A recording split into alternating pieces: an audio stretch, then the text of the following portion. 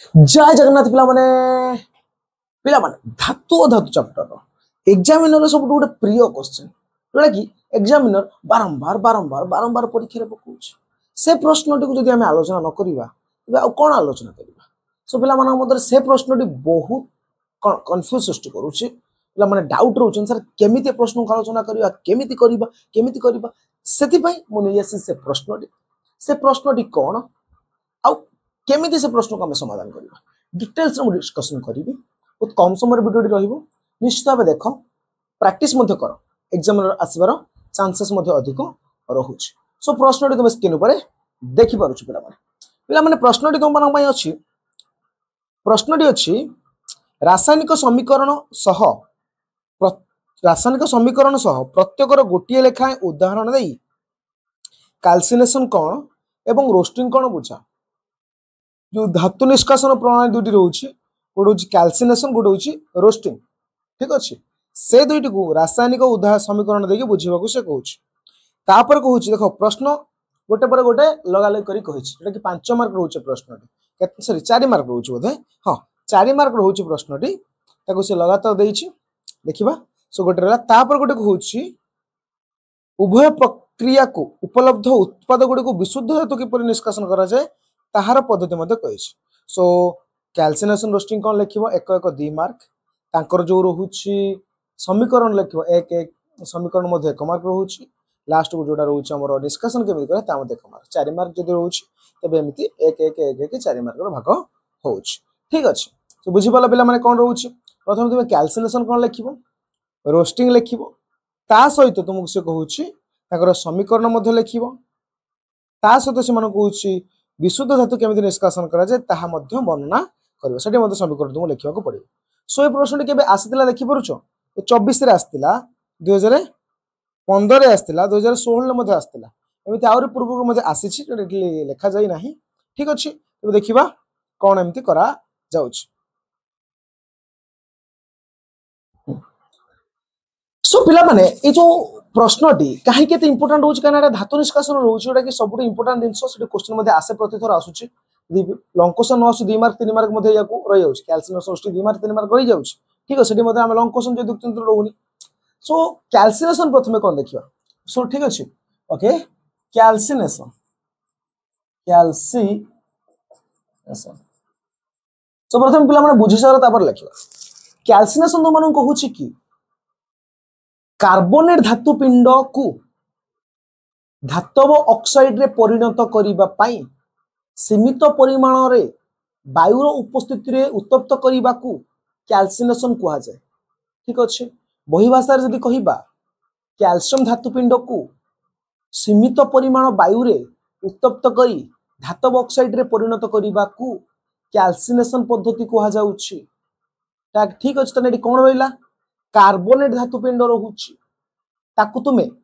उत्तप्त करिबो कोथिरे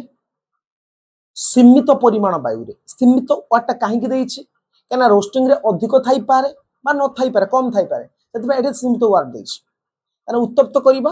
वायु रो उपस्थिति बा अम्लजान उपस्थिति रे केते सीमित गोट लिमिटेड वायु थिबो कम वायु थिबो एतिकी दबा अधिक दबा नाही तबे से कोन हो धातव ऑक्साइड रे परिणत हो एपर्यंत तुमको शुद्ध धातु मिली नाही विशुद्ध धातु मिली नाही सो लिखि परिबो कोन लिखि परिबो कार्बोनेट धातु पिंड को सीमित परिमाणर वायुर उपस्थिति रे उत्तप्त करी धातव ऑक्साइड रे परिणत करिबाकू कैल्सिनेशन कहा जाए सरीला गोटे मार्क तो मिल सो या सहित कौन दब तार समीकरण लिखिबो रासायनिक समीकरण देखो कह जाइछि कार्बोनेट धातु पिंड आम उदाहरण देले ZnCO3 सो या भी लिखि परिबो जिंक कार्बोनेट को अम्लजान उपस्थिति रे उत्तप्त कले जिंक ऑक्साइड होई थाए सो कौन कल ताप देल जोटी कि सीमित वायु दिया हला लिखि परिबो सीमित वायु कौन दब ZnO दब प्लस CO2 कार्बन डाइऑक्साइड दब एटा होची कैल्सिनेशन लो संज्ञा ता सहित तार रहउची कोन समीकरण रहउची देन तापर प्रश्न रहउची रोस्टिंग सो पिला माने रोस्टिंग जानिच कुड़ कुड़ कुड़ कुड़ कुड़ करा जाए कुड़ करा जाए रोस्टेई घरे रोस्टिंग करा जाए आउट रोस्टिंग कोड देखिछ यूट्यूब रे देखथिबो एक ताकू रोस्टिंग करतो से एक रोस्टिंग करतो रोस्टिंग सो हमर विज्ञान रोस्टिंग टिके अलगा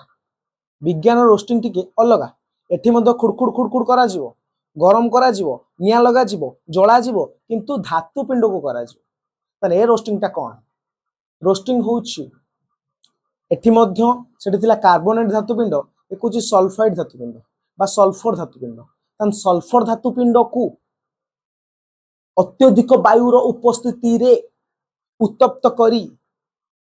धातव ऑक्साइड रे परिणत करिबा को कोन को जाय रोस्टिंग को जाय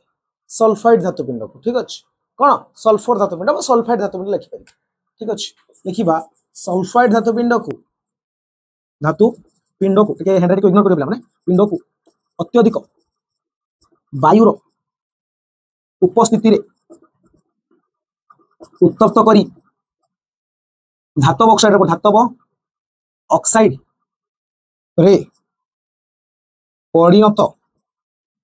करिबाकू कोन को जाय रोस्टिंग को जाय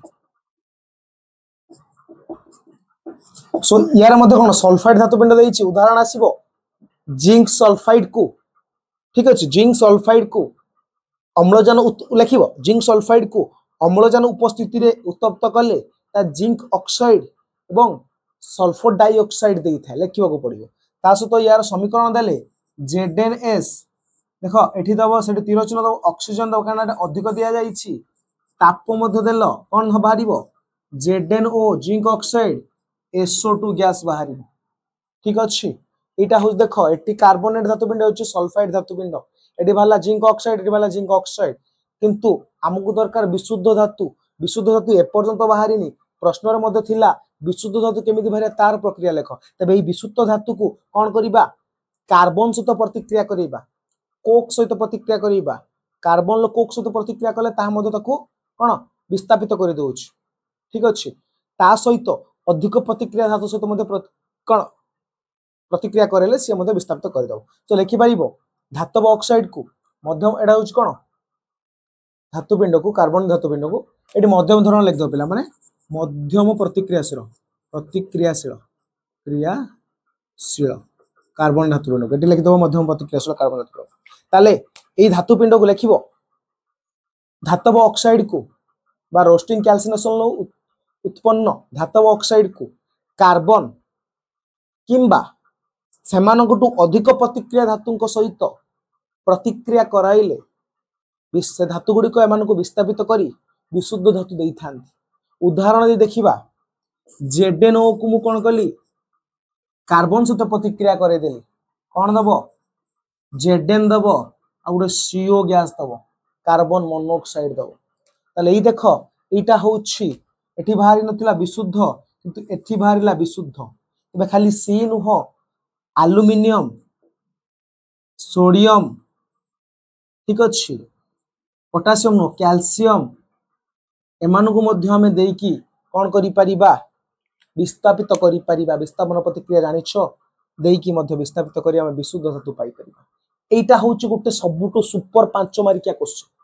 बा 4 मार्किया जहा भी तुमर आसुछ प्रति वर्ष परीक्षा रे एग्जामिनर को आसुछ से या भीतर किछ ना किछ पक्कै दोछ 4 मार्क को 2 मार्क को गोटे मार्क को पक्कै दोछ सो काहे के हम प्रैक्टिस न करिबा कर दबो जल्दी जल्दी पटापट लिखि दियो सांग मन मध्य वीडियो पठै दियो सुधांश ने एसचंदी रोस्टिंग कैल्सिनेशन श्योर मु कहूची एग्जाम रे या रिलेटेड किछ ना किछ क्वेश्चन आसीबो तापर कहबो सारा मु कहि देबो रोज बिला थैंक यू जय जगन्नाथ।